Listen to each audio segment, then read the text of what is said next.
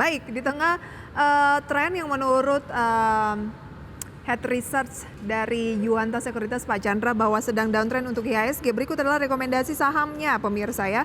Kami sudah rangkum dalam grafis berikut di mana yang direkomendasikan ada Java, buy on weakness, NSSS, buy on weakness, BBRI juga buy on weakness dengan support Java 1255, resisten 1340, NSSS 191, resisten 204, dan BBRI 5.200, resistennya di 5.375.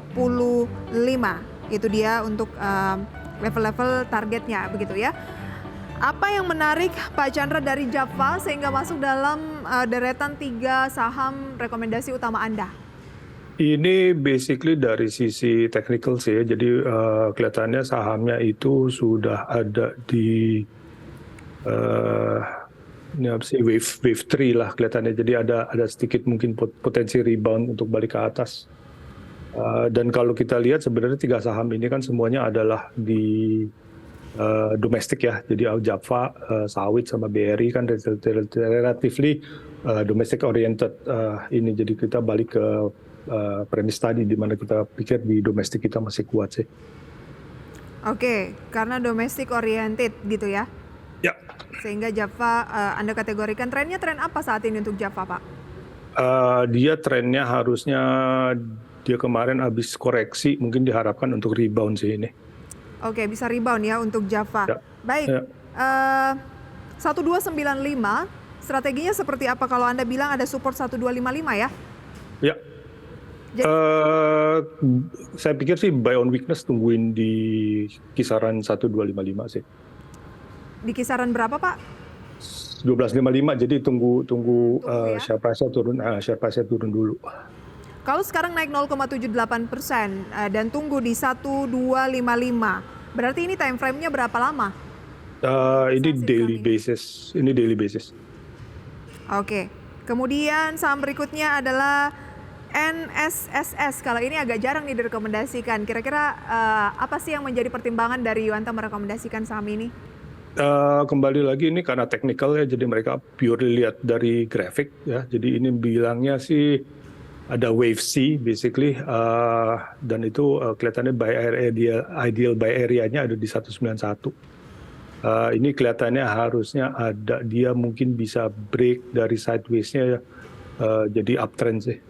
Uptrend saat ini ya, tapi jangka pendek kah atau jangka menengah? Jangka pendek. Jangka pendek, melihat dari segi teknikal aja ya? Betul. Baik, dalam 1 bulan terakhir sudah menguat hampir 14%, sepekan terakhir 2%.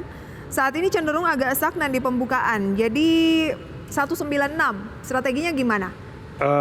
Buy idealnya di 191. 191 ya? Ya, Oke, jadi tetap buy on weakness. Baik, ada peluang atau target di 204? Ya, betul. Itu dia ya, untuk saham NSSS atau Nusantara Sawit Sejahtera Tbk. Kemudian satu lagi adalah BBRI. BBRI ini juga kelihatannya ada pembalikan arah ya, dari kemarin sempat koreksi dalam, udah ada awal menunjukkan uptrend ya, jadi dari wave A ke wave B, tapi mungkin karena marketnya nggak support, jadi buy idealnya di 52 sih. 52 ya idealnya, saat ini masih menguat, jadi tunggu aja di 52, saat ini di 53. Ada target terdekat untuk BBRI di 5375 ya?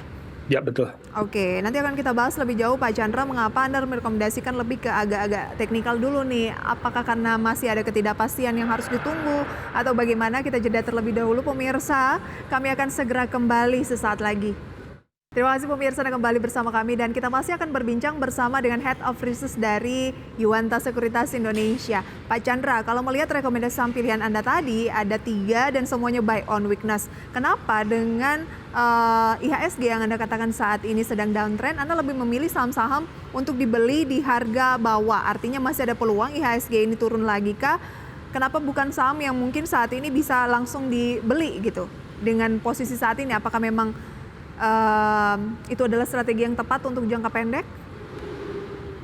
Untuk jangka pendek sih sebenarnya lebih pas untuk pakai technical ya. Jadi memang kebetulan dari technical desk ya kebetulan dipilih 3 ini gitu ya. Jadi karena